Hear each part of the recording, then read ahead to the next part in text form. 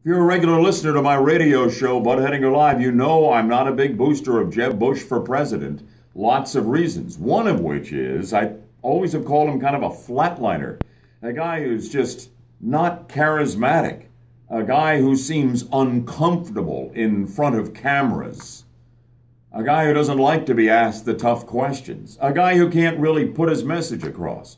For whatever strengths you brought as governor of Florida, that's been the book on Jeb Bush, and I just didn't think he was ever going to make a speech like he made yesterday in Miami, announcing that he is officially now, after unofficially being in the race for 6 months, a candidate for president of the United States. This was Jeb the way I've never seen him before. He was on fire. I thought it was the best Jeb Bush speech I have ever heard, and I've listened to him for, 25 years or so. He was passionate.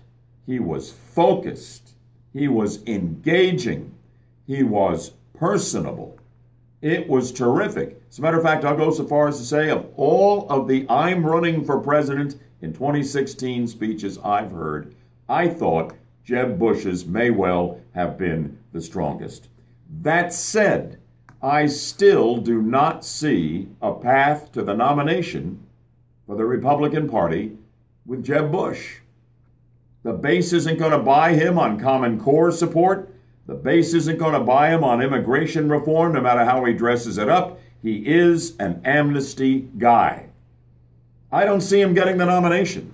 But for one brief shining hour yesterday in Miami, he flat blew the Bud man away.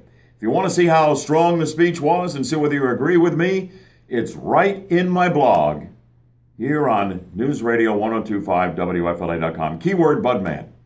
News Radio 1025 WFLA.com. Keyword Budman. By the way, I'll be tweeting later today. Follow me on Twitter at Bud Hedinger. I'll be tweeting my reaction to Donald Trump becoming the 12th Republican in the race. Does the Donald have a chance to win? Absolutely not, and I'll explain why on tomorrow's show.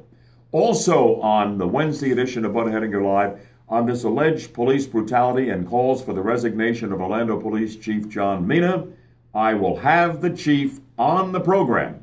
Join me at 8:40 for that on the Wednesday edition of Bud Hedinger Live here on News Radio 1025 WFLA FM and still on AM 540. See you then.